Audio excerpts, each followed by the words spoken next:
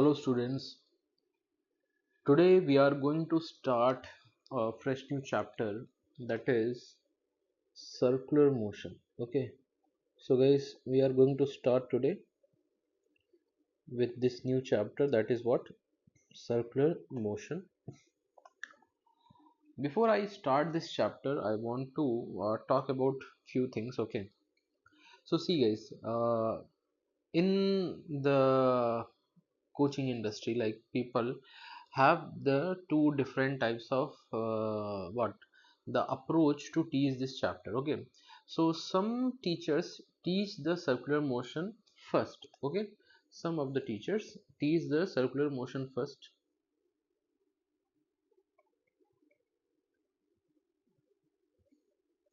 and then it is followed by what? Work per energy.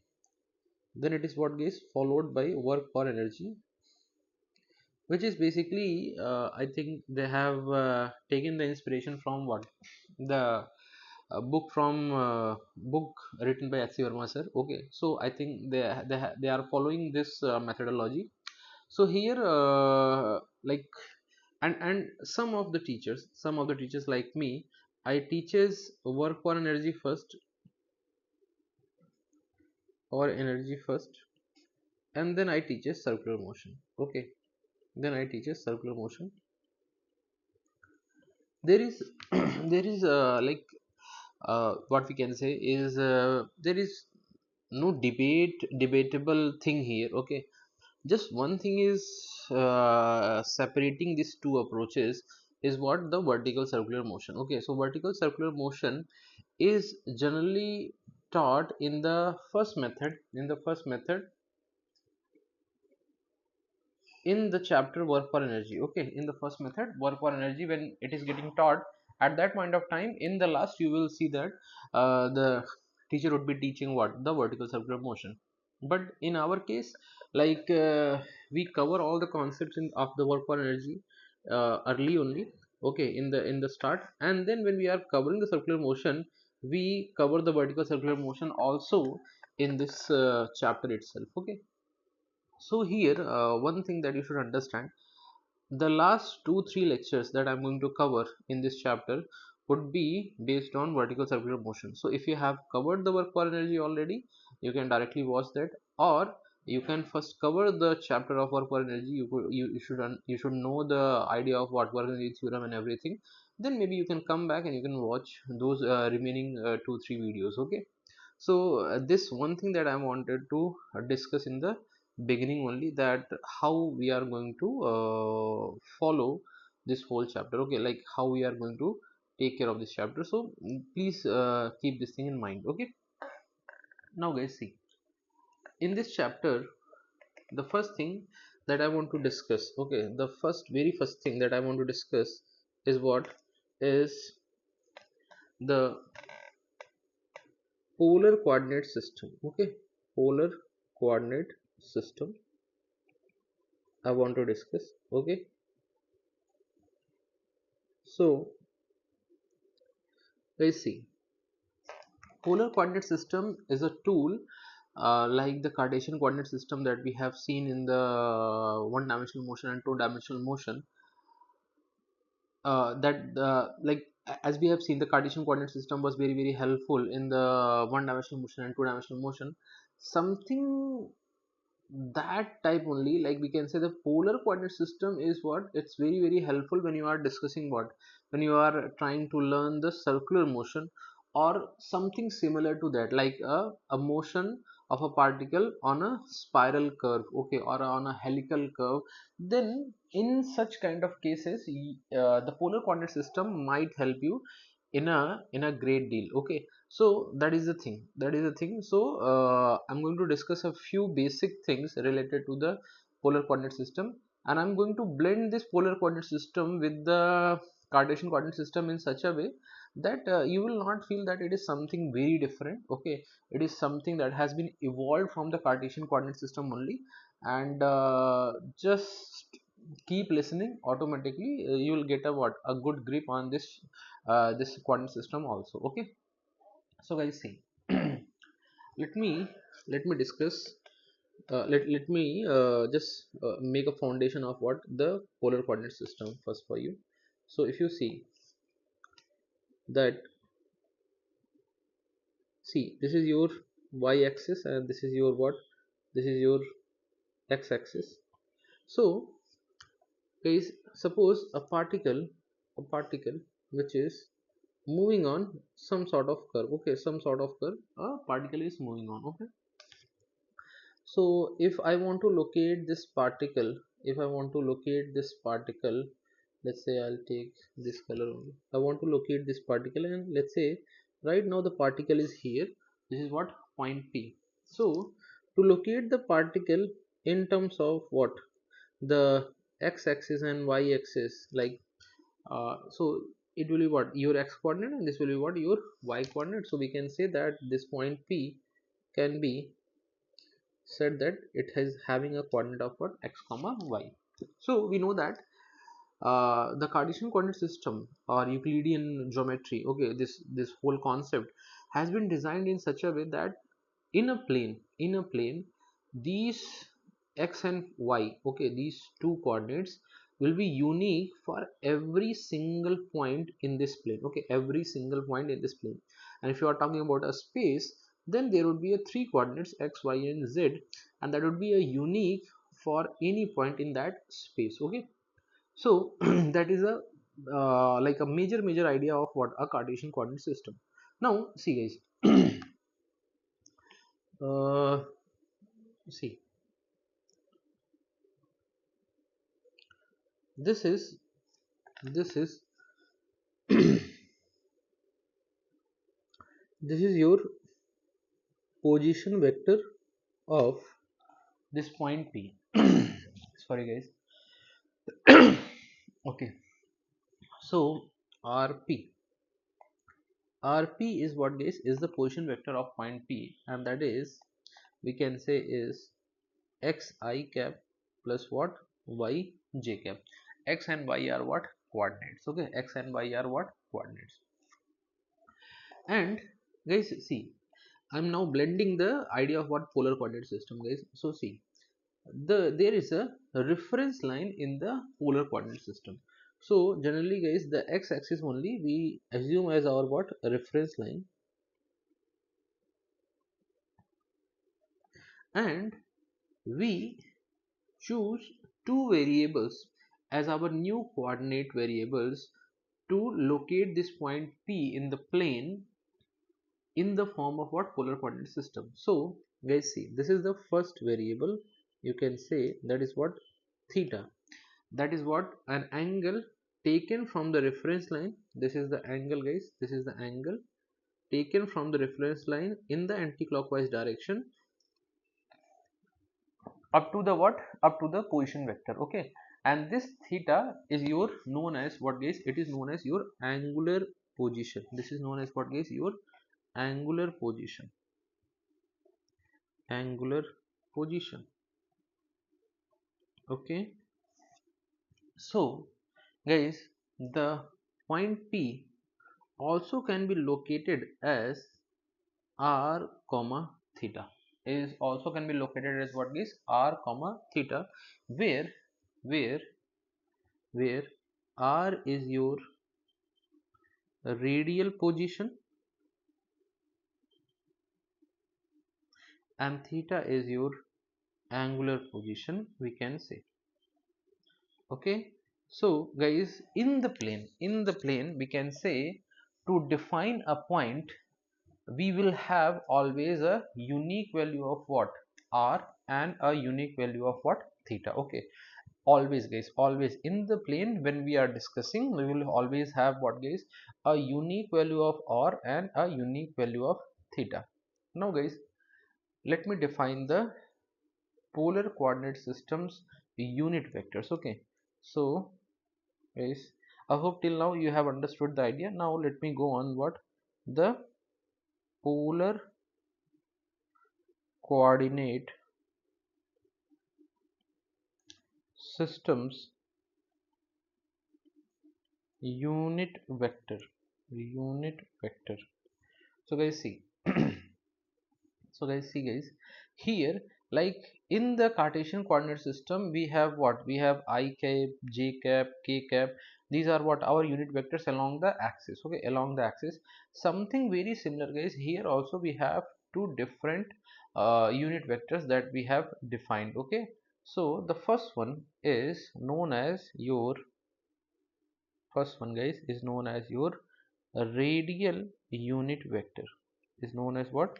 A radial unit vector. Okay, and it is always written as what? R cap, or we can call as R hat. Okay, and then there is the second one, which is known as transverse transverse unit vector, or tangential unit vector, represented as what is theta cap or theta hat. Okay, in India especially, like people call it what? Cap only. Okay, but I have heard some like the other countries lectures, they used to call this with what?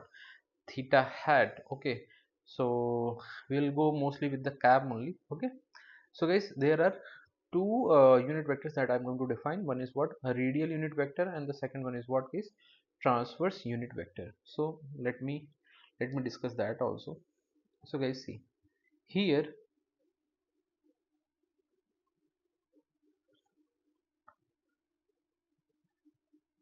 guys, see we have a curve like this, let's say, and this is the point P. So guys, see, this is your R. Okay, this is your R, and this is your theta. This is your theta. So guys, there are two vectors, unit vectors, we are going to define now. Please see it very carefully, guys. So just let me use some very bright color so that you can see this. So guys, see, there is this vector, this is known as what? Is R cap. Means a unit vector defined in the direction of radially outward. Okay, remember, radially outward, that is the always the general direction, guys. Radially outward, having a magnitude of what? 1, or a unit magnitude, and its direction is always what? Along the direction of what? The position vector. Okay, along the direction of what is the position vector. If you see, along the direction of position vector, a vector we have defined, this is, guys, known as what? This is known as our radial unit vector. It is known as what is a radial unit vector. Okay, now similarly, guys, there is another vector that we are going to define, that is what? The transverse unit vector. Just a minute, please. Transverse unit vector. Okay, so if you see, guys, it would be tangent. Remember, it would be what? Tangent to the curve. Okay, tangent to the curve where this point P is located. Okay, let me make this a little bit more clearer. I think this would be more, automatically it is going there only. Okay, so guys, this is theta cap. This is what? Theta cap. See, guys, this was theta and this was R. Okay, this was theta and this was R. So theta was, if you see, theta is moving in the what? Anti-clockwise direction. Okay, so the theta cap will also be what, guys? In the direction of what? The movement of your like the pen or pencil. If you see, you are moving in the anti-clockwise direction, so this is also moving in the what? Anti-clockwise direction, you can say. Okay, so this will be what, guys? Known as your theta cap, or we can say transverse unit vector or tangential unit vector. Okay, now guys, here two things we have seen. One is what? These two unit vectors, and theta is defined as what, guys? Angular position. Theta is defined as what? Your angular position. Remember, guys, the R is generally radial position, and it is a vector quantity, and it is a vector quantity, okay, which we have seen in the early classes in the one dimensional motion and two dimensional motion. Okay, what about theta, guys? What about theta? So try to understand, guys. Theta is a scalar quantity. Theta is a scalar quantity. It is not a vector quantity. So guys, always remember that theta that we are defining, okay, theta which is known as angular position, that is a what, guys? That is a scalar quantity. It is not a vector quantity. Okay, I hope this you will keep in your mind. And this is what, guys? This is your reference line for x-axis, and this is your y-axis. Okay. Now guys, because I have discussed some few basic things till now, these things are, guys, going to be what, your building blocks. Okay, when I'm going to discuss the circular motion in terms of what, polar coordinate system. So please make the notes properly of these upcoming few lectures and this lecture also, because that is going to be the building blocks for this whole circular motion chapter. Okay, now guys, see, I have defined the angular position. Now guys, the first thing that I'm going to discuss now is angular displacement. Okay, angular displacement, and few things we have to talk about, that what is the nature of this, it is a vector quantity or a scalar quantity, all those things we have to discuss. Okay, so angular displacement, guys, see, let me make the curves first. So guys, this is your reference line, x-axis, and this is your y-axis, this is your origin. And let's say, guys, this is your a curve which is and there are two positions of point.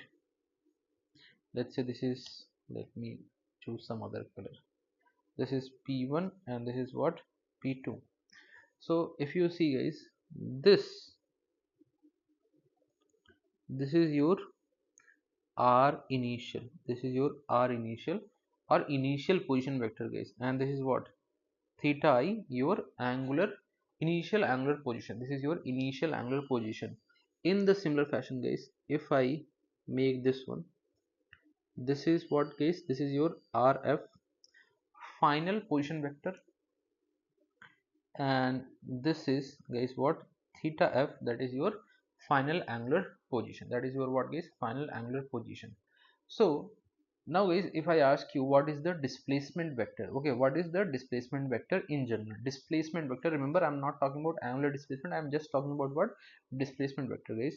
So displacement vector, if I write, is that would be what, that would be this, that would be what, this is your displacement vector. Okay, this will be what, guys, your displacement vector. I hope that you know already, okay, that we have discussed earlier classes. Okay, so guys, this is your displacement vector. Okay, now guys, how we are defining the angular displacement? Okay, so guys, angular displacement, how the definition follows this. Okay, so angular displacement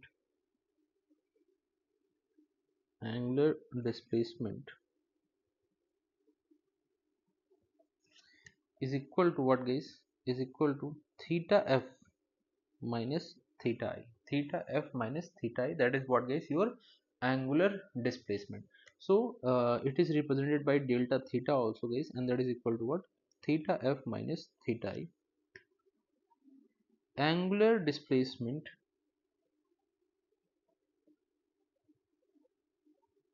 is a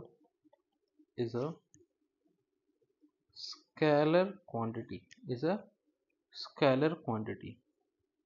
Why it is scalar, guys? Okay, why it is scalar, it is a very good doubt. Okay, so I will cover this, don't worry. Okay, but not right now.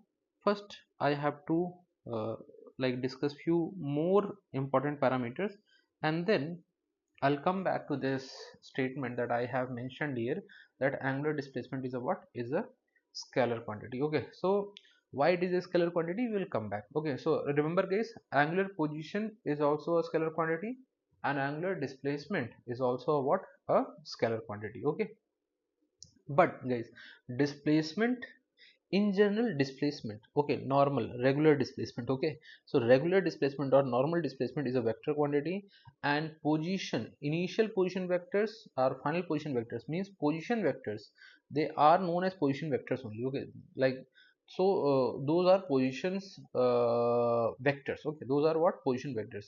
But if you talk about angular positions, those are not vectors. Okay, those are what, scalars. Okay, so I hope till now everything is settled. Okay, now coming to the next thing that I want to discuss is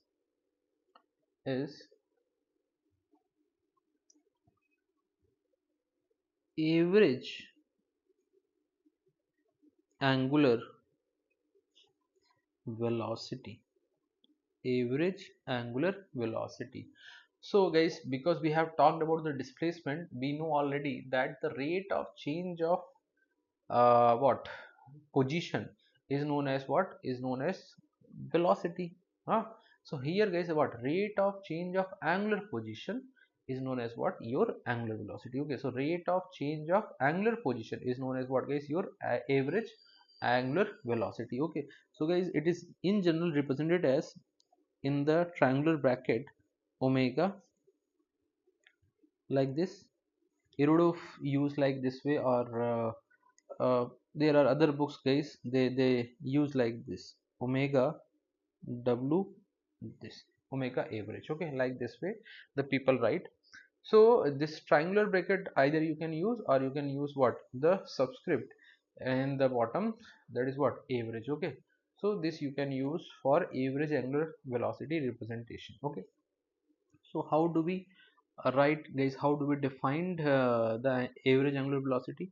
So omega average, or omega, is guys what, is delta theta divided by what, delta t, or theta f minus theta I divided by tf minus ti. Okay, so this is very very simple definition of what guys, the average angular velocity. It is a very simple definition of what guys, average angular velocity.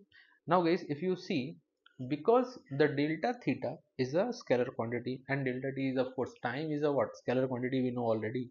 So because delta theta is a scalar quantity, that's why guys, what, angular velocity, it names look like what, that velocity, but it is a what guys, a scalar quantity.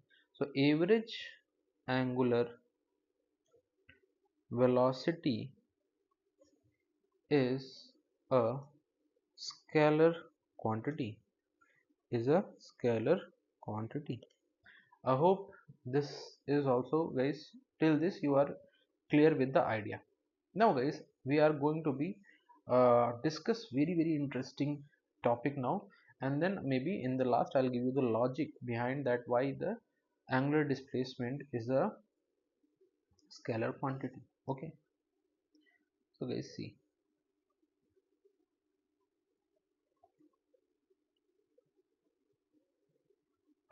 small angular displacement, small angular displacement. So guys, see, small angular displacement, it is guys, we can say as d theta. Okay, d theta. Guys, first thing I'll give you this statement for you, that d theta is a what guys, is a vector quantity. D theta is a what guys, a vector quantity, it is not a scalar quantity guys. Okay, so d theta is a what guys, is a vector quantity, it is not a scalar quantity. I'll come to the logic again guys. Okay, but let me just show you that how we have defined this. So guys, if you see,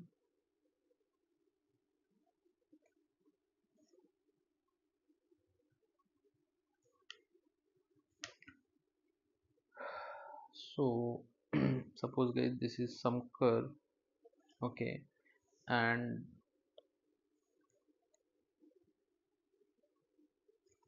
let's say this is the initial position P1, and see guys, suppose this is P2 and this is d theta. So guys, if you see, this is the displacement, this is what guys, the displacement ds, okay. And this is what guys, d theta. So guys, I'll come to the logic of d theta vector quantity thing, okay. But I hope you understood guys that why the d theta is a vector quantity, okay. It is a very small angular displacement, okay. So this is a vector quantity guys. And now let me define guys what the instantaneous instantaneous instantaneous instantaneous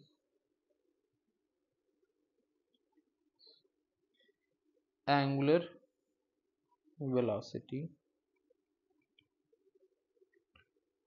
or just angular velocity guys, okay.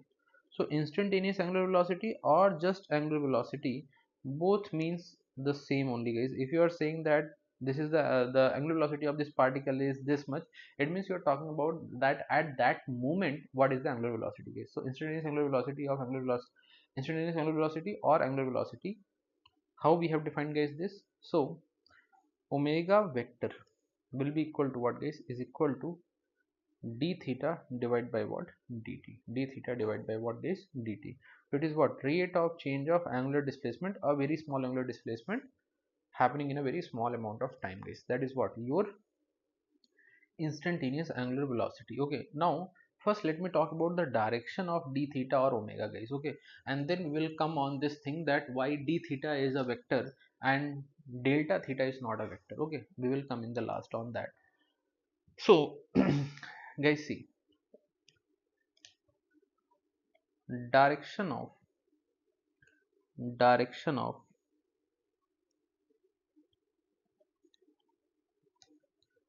d theta or omega. So guys, see, how do we find this thing? So let me write down a statement so that you will know that how do we do that guys. So to find the direction of d theta or omega, we can use the right hand thumb rule, right hand thumb rule method, okay. So what we have to do guys, listen me very carefully guys, okay. So let me write down that also so that you know that. Curl your right hand fingers in the direction of motion of particle, then your thumb will show the direction of d theta or omega, okay guys. So like if you see guys here in this case, because the particle is going like this, guys. So if we guys our put our right hand, okay, here and curl our fingers in this direction, what we can see that our thumb is coming in the upward direction, okay. Our thumb is what guys, our thumb is coming in the what, in the upward direction, you can see. Okay, so guys, it means what, in this case, the in this case the angular velocity or d theta will have what guys, the direction in the upward direction. Okay, so guys, remember these two representation for now, that if upward will come, so we will make a circle and put a dot at the center. Okay, so this is means what, this is a very general convention guys. Okay, so this shows what, upward. Okay, basically guys, it is a top view of what, of an arrow when it is coming towards you. Okay, that is what, upward. And guys, if it is inside the plane, then you will see the what, back side of an arrow. So guys, this is the picture that we are going to represent. In that case, downward means inside the plane. Okay, downward. So in this case guys, that we are discussing right now, the d theta or omega both will be having guys what, direction in the upward. Okay, in the upward.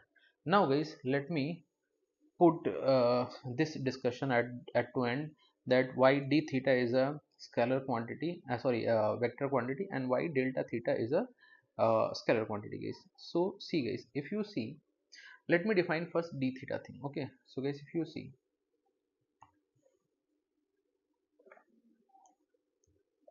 the thing is guys, there are two ways to explain this. Okay, so guys, listen me carefully. We know that vector vector quantities vector quantities follow the commutative law, commutative commutative law, which means a plus b is equal to what guys, b plus a. Means order does not matter, that in which order you are adding them or subtracting them. Okay, so that is known as what guys, commutative law. Okay, so it has been observed that delta theta 1 plus delta theta 2 is not equal to delta theta 2 plus delta theta 1 if you change the order. Okay guys, remember this, you don't apply in what, only the two-dimensional plane. In two-dimensional plane you will see that it is coming same only, but guys, it is, in general it is not true. Why? When we are seeing the motion of the particle in three-dimensional motion, okay, where the angular positions are coming, then this property does not hold on the definite angular displacements. Okay, so there it fails. Okay, there it fails guys. In a plane motion, you will not see the difference. Okay, but when you are seeing in the what, three-dimensional motion, okay, where the angular variables are coming into the picture, you will see that it is getting failed. Okay, but guys, if you see the d theta 1 and d theta 2, guys, they very easily follow this thing. Okay, they very easily follow this thing, even the motion is a planar or a three-dimensional. Means everywhere it is what, coming true, they are following the commutative law. That's why we can say that they should be a vector quantity. Okay, but because delta theta and delta theta 2 are not following the commutative law, so it is for sure that they could not be a vector quantity. Okay, that is one part of the explanation guys. Now I'll tell you the second way of this explanation. Please listen me carefully. Okay, so guys, see, the thing is the thing is the displacement and the theta are actually associated. Okay, they are associated. For a very small displacement guys, they can be associated. Why? If you see guys, here the thing is that ds has here a definite direction. Okay, ds has a definite direction, and this is what, d theta. So guys, if you see that this ds can be find out, which is what, basically the arc length. Okay, that is what, arc length, and that is what, uh, guys, this arc length or basically this vector quantity can be defined in terms of d theta and this radial vector, okay, radial position vector. It can be defined, and this is the definition how they have been interrelated. But when we come to guys what the definite angular displacement, like this case here guys, if you see the displacement is this, not this. If you are getting my point or not, displacement is what, this, not this. And relating this to this is impossible. Why? Because here if you see, it is not a vector quantity. Why? Because it is continuously changing what, its direction. It is continuously what, changing its direction. So in this case, because it is continuously changing its direction guys, we can't relate this as a vector to this, because it is in itself, it is not a vector quantity. This is the vector quantity, and this vector quantity can't be correlated with this directly, okay, for a general sense. So that's why guys, the theta, delta theta is treated as what guys, a scalar quantity. That is the another way of what, explaining this idea that why the uh, delta theta is a scalar quantity, okay. So that is like my way of explaining this idea that why the delta theta is a scalar quantity. There are few videos on the YouTube where you can see that they have taken a three-dimensional motion, and there they have taken these kind of angular variables, and then they have shown that the commutative law is not getting followed. So basis on that they are saying that it is not a vector quantity. But guys, the more profound way of explaining this thing is what, I think this relationship, okay, that is the more fundamental way to explain this thing, okay. But of course this property should hold good. So that is also a what, you can say a part of explanation of what this thing, that why delta theta is a scalar quantity and why d theta is a what, vector quantity. But at a JEE level or a NEET level, I think that is more enough to explain this thing to someone, or to know this stuff, okay, for your examination preparation point of view, okay. So guys, today we have discussed just basic things, okay. Just we have builded some what you can say the foundation of this circular motion chapter. Tomorrow I'm going to do this very interesting thing guys, what, creating the relationship relationship between Cartesian coordinate relationship between Cartesian coordinate systems variables, that is what, x comma y, okay, with with polar coordinate systems variable, that is r comma theta. So we are going to relate these two guys. This is very important session, okay.